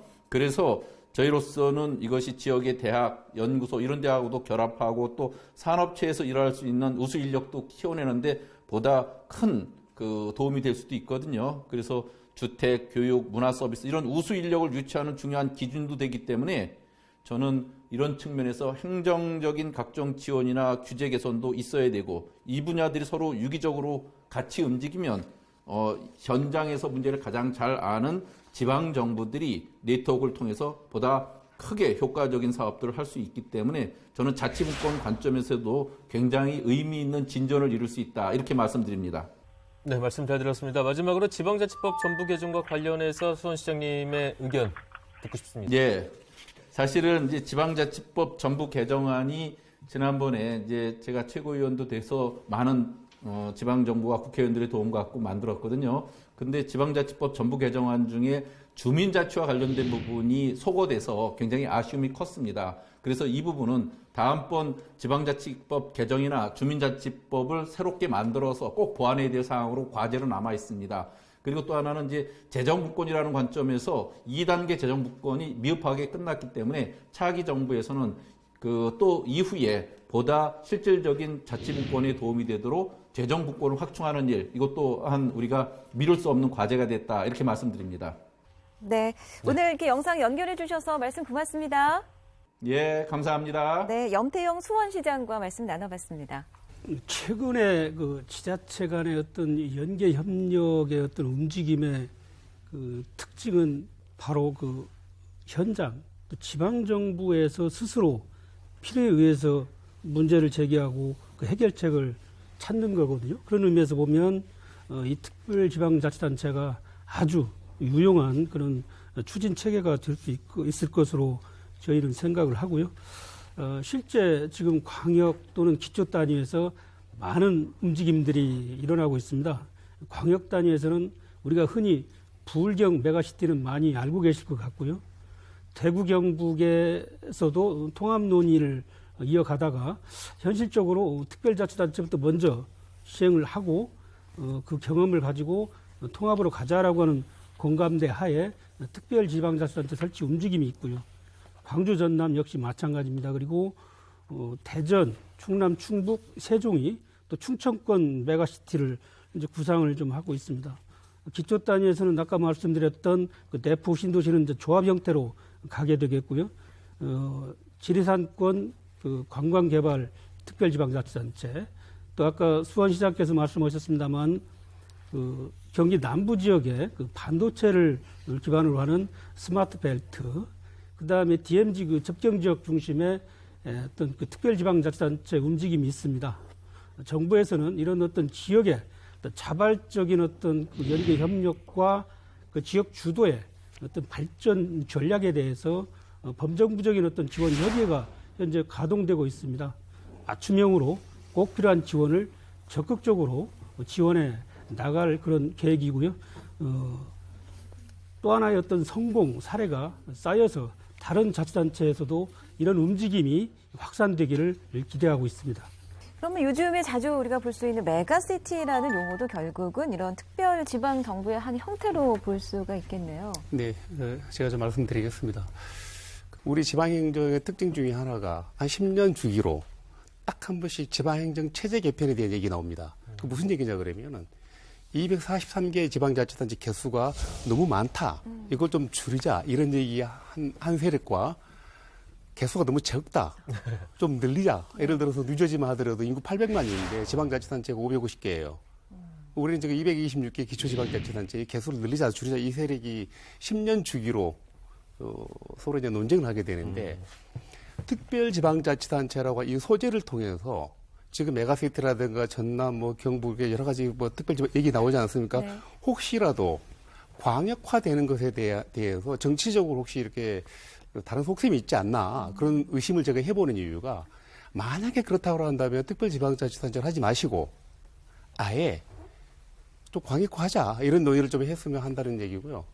특별히 메가시티와 관련해서는 저는 원칙적으로 찬성합니다. 왜냐하면 지금처럼 수도권, 비수도권 간의 이 불균형 발전이 심각한 상황에서 어떤 형태로든 이제 핵폭탄급 말하자면 제2 수도권을 만들 필요가 있는 거예요. 이게 특별지방자치단체라고 하는 특수한 임무를 가지고 있는 건데 이게 예를 들어서 수도권의 경쟁 대항마로서 특수한 임무라고 한다면 뭐 그렇게 명시하면 됩니다. 근데 그런 부분들에 대한 논의가 없고 대구 경북이다 뭐 전남 광주다 여러 군데 또 세종 충남이다라고 하다 보니까 그냥 광역화 논리 10년 주기설로 나타나는 행정통합 논리 이 부분이 좀 안타깝다는 생각이 들고 우리 일부에서 어떤 논의했었냐 그러면은 미국의 지방자치단체, 유럽의 지방자치 규모가 아주 작지 않습니까? 개수가 많고 그랬을 때 민주성이 확보가 되고 우리 동네에서 내 삶을 책임지는 지방자치 또 한편으로 효율성 생각하다 보니까 이 규모를 좀 키워야 되고 그래서 한편으로 규모를 키우되 또 다른 한편으로 규모를 작게 하면서 휘둘과 날줄 어떤 그런 개념으로 이게 균형을 이루어가야 되는데 자칫 최근에 논의되고 특별지방자치단체 이 문제가 작아지는 것, 쪼개는 부분에 대해서는 또 관고하고 오로지 큰 문제들 좀 확대하겠다, 좀 세를 불리겠다 이런 식의 논의만 이루어지게 되면 특별지방자치단체 개념 자체가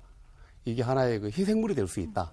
개인적인 이제 그 느낌인데 아까 우리가 특별지방자치 개념에도 공부했지 않습니까? 네. 그 개념이라고 하는 특수한 행정 기능을 목적으로 하는 거예요. 네. 그래서 아까 지리산 관광 특별지방자치 하겠다고 하는 거는 저는 적극 찬성하는 이유가 관광이라고 하는 이 특별한 기능을 중심으로 한번 뭉쳐보자라고 하는 거예요. 네. 근데 그거 없고 그냥 규모만 좀 키우겠다. 그냥 뭉치자. 그냥 뭉치자. 이렇게 되면 이게 그냥 뭉치자는 게 특별한 목적이 될 수가 있거든요. 네. 그걸 우리가 법적으로 이렇게 정당화시킬 수 있을 것인가에 대해서는 조금 이제 의문이 가기 때문에 좀 그 부분에 대해서는 좀 이제 문제를 제기하고 다만 이제 아까 그 부울경에 대해서는 저는 다른 목적으로 굉장히 찬성합니다. 수도권 비수도권. 그렇죠. 그래서 그 정도로 좀 만들어줘야 지금처럼 파행적인 대한민국 불균형 발전을 조금이라도 시장할 수 있지 않을까 이런 생각인 겁니다. 네. 근데 부울경뿐 아니라 이제 메가시티가 추진되는 가장 큰 기저의 이유에는 수도권 일국주의를 타파해야 하는 지역의 소멸 위기가 깔려 있지 않겠습니까? 그렇죠. 제가 전북개정 지방자치법하고 관련해서 다행인 점이 특별지방자치단체라는 제도적 범주가 새로 이제 만들어졌단 말이에요. 아까 남은 시장님도 조합보다는 특별지방자치단체로 전환하면은 좀 더 효율적이고 유기적으로 협력할 수 있는 상생 협력의 거버넌스가 될 수 있다라는 차원에서 그런 말씀을 주셨기 때문에 그런 면에서 새로운 제도적 범주가 생긴 것은 굉장히 다행이고 또 일부 주제와 관련해서 얘기할 수 있는 거는 만약에 특별지방자치단체를 만들었는데 기관 구성 다양화가 되지 않았다라고 한다면은 특별지방자치단체 장을 직선으로만 뽑아야 되는 불편함이 있을 수도 있었다라는 거죠. 근데 이제 다행히 기관 구성 다양화가 돼가지고 장의 선임 방법도 굉장히 다양화될 수 있기 때문에 특별지방자치단체 의회가 구성돼서 부울경 같은 경우에는 겸직할 수 있도록 돼 있더라고요. 네. 겸직을 하던 새로 뽑히던 간에 의회에서 장을 선임할 수가 있죠. 부울경 같은 경우에는 구성지방자치단체 장이 선임될 수 있다라고 해서 그 규정만 보면은 일원대표제, 의원내각제처럼 의원들이 선임할 수 있도록 한 것 같은데 거기에 국한되지 않고 이를테면은 지리산 관광협의회 같은 경우에는 관광 마케팅 전문가를 선임해 본다든지 아직 제도화되지는 않았지만은 경제자유구역 같은 경우에는 투자 유치 전문가를 장으로 선임한다라든지 이런 식의 움직임이 가능해졌다라는 얘기죠. 근데 그런 면에서는 굉장히 다행스럽다라고 생각을 하는데 한 가지 좀 아쉬울 수 있는 건 후속 조치가 필요하다라는 거죠. 아쉬울 수 있는 건 뭐냐면은 그 지역 간의 상생 협력하는 거는 기본적으로 바람직한데 그 협력하는 특수 목적이라는 게 매우 단순한 거일 수가 있어요. 그런 경우는 크게 문제가 되지 않는데 부울경의 메가시티라는 거는 수도권의 대항력을 가질 만큼 거대한 광역정부를 이제 만들겠다라는데 특수 목적이라고 하더라도 굉장히 복잡한 고도의 정책 결정, 의사 결정이 필요한데 과연 중앙정부에서 여러 가지 규제를 아까도 말씀드렸지만 여러 가지 규제를 하고 있는데 지방정부가 자치 입법권이죠. 자율적으로 마음껏 정책 결정할 수가 있을까? 거기에는 상당 부분 제약이 따를 거라고 봅니다. 그래서 그걸 해결하기 위해서 외국에서는 어떤 방식을 이제 차용하고 있냐면은 특구라는 개념이 있어요. 일본 같은 경우 구조개혁 특구, 용어가 조금씩 다릅니다. 네. 그 특구를 만들어서 그 특구 안에서는 규제를 풀어주는 거죠. 그러니까 그 지방, 그 경제자유구역이라든지 아니면 특별지방자치 내에서 그 목적에 맞게끔 어떤 발전적인 사업을 할 때 중앙정부가 규제하고 있던 거를 풀어준다는 얘기죠. 그래야지 온전하게 그 지역을 발전시킬 수 있기 때문에 이런 거는 후속 논의가 필요하다라고 보고 지방정부 간의 상생협력뿐만 아니라 중앙정부하고 지방정부하고의 상생협력 내지는 중앙정부의 배려가 필요한 부분이라고 볼 수가 있습니다. 지금 말씀하신 얘기를 이제 좀 첨언하면 네. 지금 특별지방자치단체가 구성이 되면요. 지금 시도를 만약 구성체로 한다면 시도가 갖고 있던 권한을 올려주는 방법도 있고요. 그렇죠. 좀 중앙정부가 갖고 있는 권한을 이양을 해주는데 지금 이양을 하려면 법령을 바꿔야 되거든요. 지금 뭐 특구 개념도 똑같은 개념인데, 근데 현재 지금 이 정부는 이양은 중장기적으로 하고 1차적으로 위임 방식으로 해서 혹시 그 특정 목적을 수행하는데 필요하다면 현재 각 부처가 갖고 있는 권한을 위임해주는 형식으로. 그 위임은 협약만 맺으면 되거든요. 네. 예, 그런 방식으로 하고 있기 때문에 지적하신 문제는 뭐 큰 문제는 없어 보이지 않겠나 생각이 됩니다. 좀 덧붙여서 말씀을 드리면 위원장님께서 말씀하신 그 위임 그것을 하기 위해서 분권협약이라고는 제도를 새롭게 지방자치법에 지금 보완해서 보완 입법 작업을 좀 하고 있는데요. 개개 각 그 중앙부처가 갖고 있는 권한을 분권협약이라고 하는 테두리 내에 넣어서 일종의 계약 개념이잖아요. 그렇게 해서 일괄적으로 좀 위임을 해줘서 특별자치단체가 그 업무를 좀 신속히 처리할 수 있도록 좀 새로운 제도도 같이 만들고 있다라고 말씀을 좀 드리고 싶습니다. 네. 여전히 특별지방자치단체 설립에 있어서는 후속 논의도 많이 필요한 것 같고요. 또 우리가 아직은 가보지 않은 길이기 때문에 미리 전망하고 평가하는 거는 또 어려운 일이 아닐 수 없겠습니다. 그래서 저희가 그 세계 각국의 목적형 지방정부 사례를 한번 구성을 해봤습니다. 함께 보시고 이야기 나누시죠. 미국, 독일 등의 선진국에서는 오래전부터 정부 형태의 하나로 운영되고 있는 특별지방자치단체. 그렇다면 해외 특별지방자치단체는 어떤 형태로 구성되어 있을까요? 미국 미네소타 트윈시티 광역정부는 미니애폴리스, 세인트폴 7개 카운티와 180여 개의 기초자치단체로 구성됐습니다. 광역정부는 교통과 주택, 환경 문제 등을 공동으로 책임지고 정책을 만들어 시행하는데요. 각 지역의 자치단체 대표위원들이 모여 광역적 문제를 효율적으로 해결하고 있습니다. 독일 남서부에는 슈투트가르트와 인접한 5개의 광역단체와 179개의 기초단체로 구성된 슈투트가르트 광역연합이 있습니다. 독일의 광역연합은 90년대 초 경기 침체를 극복할 대안으로 만들어져 발전해왔습니다. 이곳에선 주민투표로 의회를 구성하고 의원을 선출해 광역에 필요한 조례를 제정하는데요. 녹지 교통 계획과 경제 육성 등 크고 작은 지역사회 문제를 공동으로 협력해 해결하고 있습니다. 나라마다 지역 특성에 따라 구성된 특별지방자치단체. 진정한 지방자치 실현을 위한 새로운 방향을 모색할 시점입니다. 세계 각국의 특수 목적형 지방정부 사례를 보셨습니다. 근데 보고 나니까 또 우려가 기대로 바뀌네요. 말이에요. 네. 우리도 해외처럼 좀 목적에 맞게 지방자치단체끼리 함께 협력을 잘 해나갔으면 좋겠다 이런 생각이 드는데 좀 첨언해 줄 말씀이 있으실까요, 두 분 교수님은? 사실 이제 슈투트가르트의 경우에는 단체장을 선출하지 않습니다. 선출하지 않고 의회가 그 사무총장을 지명하고 그래서 집행국도 가지고 있고 약간 우리 기관 대립형 느낌이 조금 나긴 합니다. 왜냐 그러면 사무총장이 의회 의결에 대해서 경우에 따라서는 거부도 할 수 있거든요. 그런데 이제 누가 보더라도 지방 기관 통합형인데 살짝 기관 대립형 느낌을 좀 주는 거고 그다음에 이제 규모는 아까 보시는 것처럼 180개 정도 기초지방자치단체 연합해서 만든 거고요. 트윈시티 같은 경우는 규모가 좀 크고 예산도 거의 한 1조 이상이 되는 거고요. 그다음에 이제 우리 기관 대립형하고 조금 유사합니다. 그러니까 그 최고 책임자를 주의회에서 아마 지명하는 거고요. 그래서 반드시 어떤 형태를 우리가 꼭 따라야 한다 이런 규정은 없는 것 같고요. 제가 연구를 좀 잘해서 예를 들어서 지금 트윈시티하고 슈투트가르트 굉장히 큰 규모입니다. 조금 작은 사례들도 굉장히 많거든요.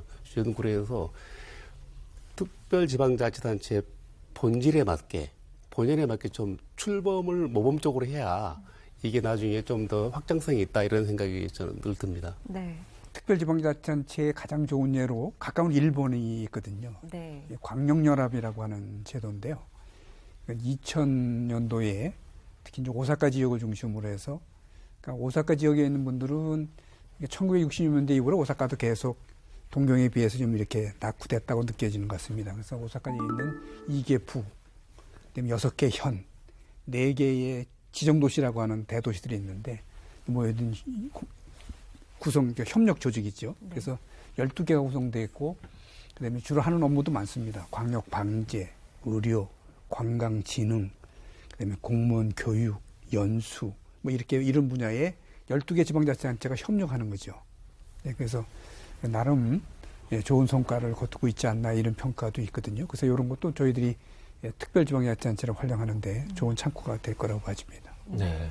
그 특별지방자치단체는 기본적으로 이제 협력 사업을 위한 건데요. 협력 사업은 기본적으로 지방 정부 간의 소통 협력을 잘 해야 되는 게 중요하고 또 아까 말씀드린 대로 경우에 따라서는 중앙 정부도 협조를 해야지 소개 목적을 달성할 수가 있습니다. 근데 뭐 관광이라든지 선호하는 여러 가지 협력 사업, 경제권을 만든다든지 이런 것도 있지만은 협력 사업 중에는 주민들이 굉장히 싫어하는, 선호하지 않은 뭐 우리가 비선호 시설, 혐오 시설 뭐 이런 얘기를 하죠.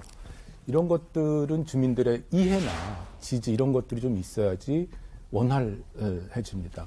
가령 아까도 일본 사례 얘기를 했지만은 그 쓰레기 소각장 만드는 게 한때 굉장히 혐오 시설이라고 해서 주민들이 현수막을 내걸고 막 반대하고 그랬잖아요. 뭐 그런 현상은 아직 전부 해소됐다고 볼 수는 없는데 그래서 일본에서 생긴 원칙이 자군의 처리 원칙입니다. 너희 동네 쓰레기는 네 동네에서 해결하라. 네. 이런 식의 이제 원칙이 생기다 보니까는 어떤 일이 발생하냐면은 동경 시내 안에 번화한 백화점이 있고 환승역이 있는 토시마구라고 하는 데인데 거기에 쓰레기 소각장을 만들었어요. 네. 다른 데서 광역 쓰레기 소각장을 받아주지를 않으니까는 굉장히 그냥 직관적으로 생각해도 도시 미관도 해치고 그게 이제 오염 물질을 철저하게 차단한다고 해도 환경 문제 있을 수도 있고 그 부지를 마련하는데 굉장히 비쌀 수도 있고 결코 바람직한 대안이 아니죠. 그래서 그런 거는 주민들의 양보, 협력, 지지 이런 것들이 필요한데 다행히 한국 같은 경우에는 오문 사례가 있습니다. 경기 동부 지역에 여주, 이천, 하남, 광주, 양평 이 5개 시군이 협력해서 광역 쓰레기 소각장을 만들었는데 이런 이제 좋은 의미에서의 협력 사업뿐만 아니라 비선호 시설 같은 경우에도 협력을 해야 될 필요가 있을 텐데 그럴 경우에는 주민들의 이해 또 협력 이런 것들이 또 필요하다라는 점을 덧붙여 말씀드리고 싶습니다.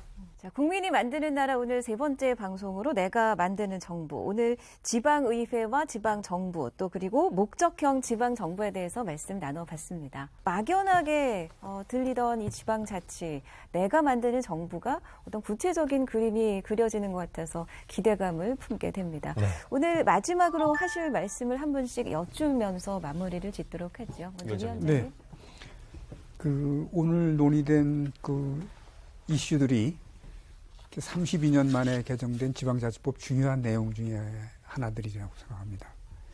근데 지방자치법 전부 개정안이 두 축에 의해서 만들어지는데 하나가 이제 주민주권 구현이라고 하는 목표와 하나는 국가 운영 가버넌스를 바꾸자고 하는 틀입니다. 특히 국가 운영의 가버넌스를 종전에는 수직적, 중앙지방 수직적 이런 관계를 수평적 동반자 관계로 바꾸자고 하는 차원의 얘기거든요. 그래서 특히 전자의 관점에서 기관 구성을 다양화한다든지 또는 특별지방자치에 설치하는 것을 결국 주민들이 선택하는 중요한 결정이다 이렇게 받아들여지면 주민주권의 구현에 크게 기여하리라고 기대가 되고요.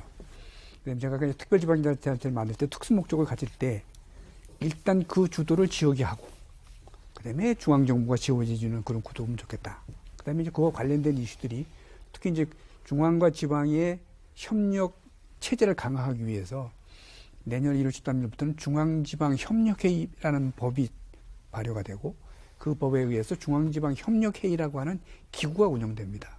그래서 한번 내년 상반기에 지금 준비를 하고 알고 있는데 그러면 지방자치에 관련된 전체적인 내용은 물론이고 특히 특별지방자치단체라든지 또 기관구성 관련된 좋은 의제들이 있으면 저는 거기서 충분히 중앙지방협력회의를 통해서 논의가 되고 또 결정돼서 또 지역의 기대라든지 또는 중앙정부 지원 등이 뭐 동시에 이렇게 이루어질 수 있는 좋은 제도적 장치가 마련된 것이 아니냐 하는 측면에서 상당히 기쁜 마음이고요. 특히 오늘 이런 중요한 자리에 또 국민들께 이런 걸 또 홍보도 해드리고 또 국민들의 지지를 또 얻는데도 크게 자리라고 생각돼서 우선 감사의 말씀도 곁들여 드리겠습니다.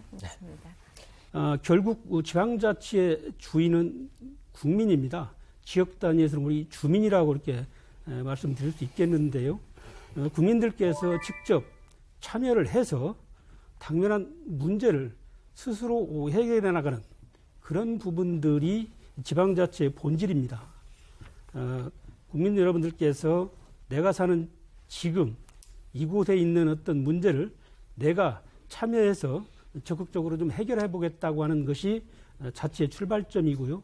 오늘 소개해드린 기관 구성 다양화든 특별지방자치단체든 주민들의 관심과 참여가 저는 성공의 정착의 핵심적인 어떤 요인이다라고 말씀을 드리면서 그 부분에 대해서 많은 참여와 관심을 좀 부탁드리겠습니다. 네. 김태형 교수님. 네. 저희가 그 지혜를 모아서 특별지방자치단체를 좀 활성화해서 맞춤형 DIY라고 가구라고 그러죠. 네. 그래서 국민들이 맞춤형으로 지방정부를 마음껏 자유롭게 만들 수 있고 또 폐지할 수도 있고 그런 새로운 시대가 열리지 않았나 이런 생각이 듭니다. 다시 한번 좋은 기회를 마련해 주셔서 지방자치 발전에 큰 도움이 되게 하시고 우리 관계자 여러분들께 깊은 감사의 말씀을 드리겠습니다. 고맙습니다. 네. 자, 마지막으로 최원호 교수님.